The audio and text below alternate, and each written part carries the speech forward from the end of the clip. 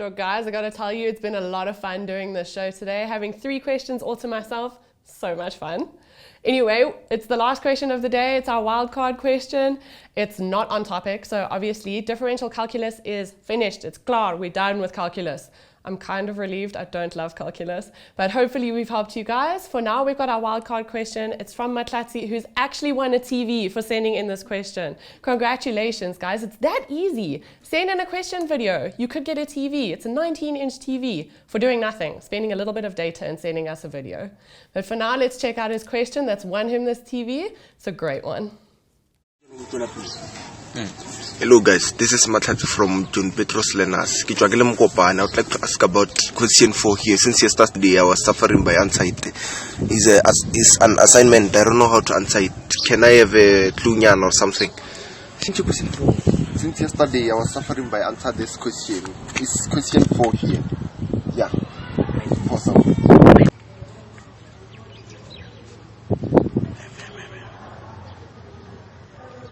Shame, this guy sounds like he's struggling with his work, guys. Hopefully I can ease some of your suffering and get you through this question. So yeah, let's just jump right into it. It's functions, it's simple, guys. They just gave you a graph to try and confuse you, but it's cool. Let's just hop right into this question. It says, okay, we've got this lovely diagram and it says, sketched are the graphs of a parabola, a straight line, and a hyperbola. Firstly, determine the equation of the parabola f. Okay, so we've been given the point of intersection between all 3 graphs, and we also know that the parabola goes through the origin. So immediately, parabola is easy, guys. F of x, the general format is ax squared plus q. Since there's no vertical shift there, we know that q is equal to 0. So we get f of x is equal to ax squared. Now we've been given this point here, 3, 4. So that's easy. We substitute it in. Know that the y value was 4. It's equal to a multiplied by 3 squared. So we get 4 is equal to 9a, which means that a is equal to 4 over 9. So the parabola's equation is equal to 4 over 9 x squared. Simple, simple, guys. Okay.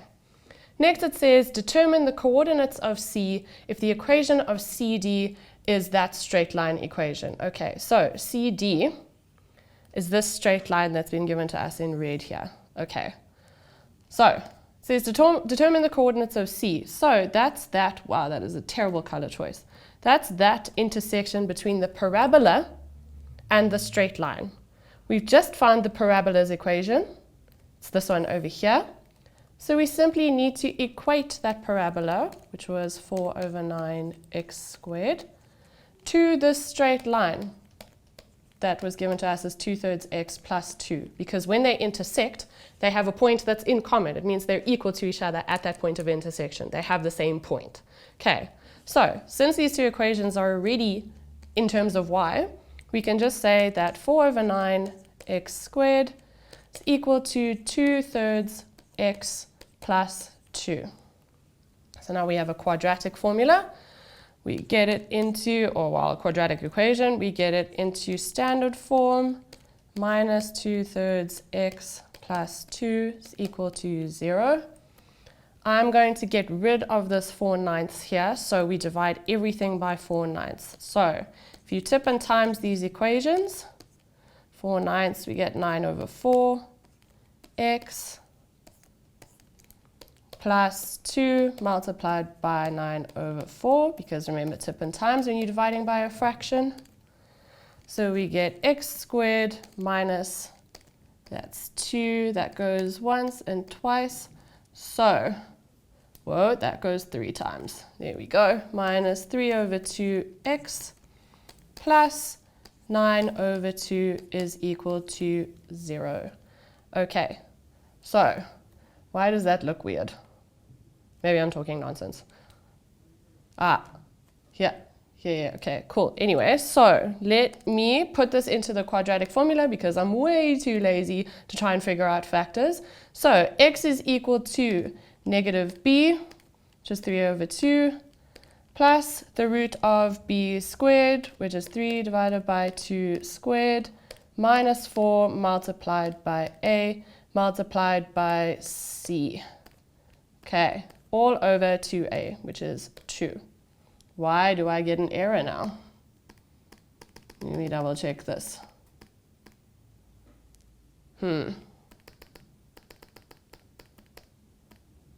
Okay, this may have to be 4 there. Okay, let me double check, guys, because I've now made a nice little blunder. Okay, here, so we have 3 over 2, that's cool.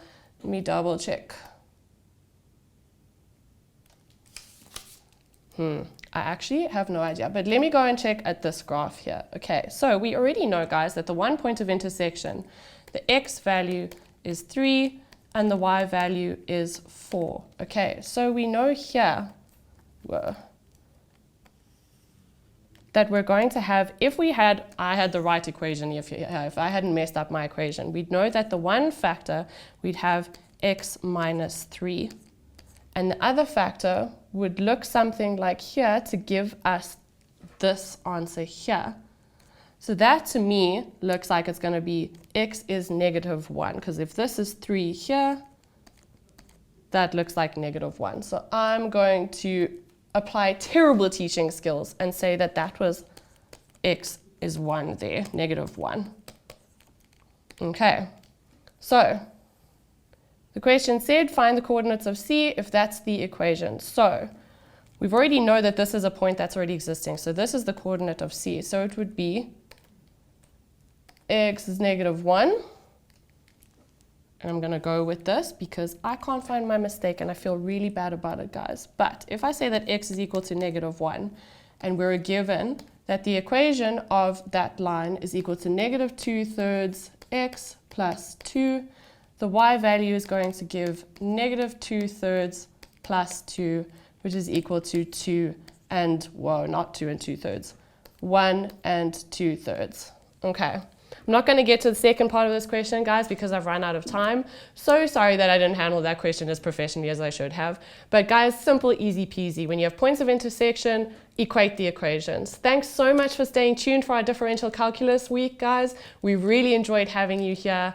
Send in your analytical geometry questions. Thank you again to Liberty for sponsoring us. We will see you next week. Have a great weekend, guys. Enjoy your weekend. Make sure you understand what you're sending through to us because we'd love to help you with your analytical geometry. But that's it for now. So see you next week.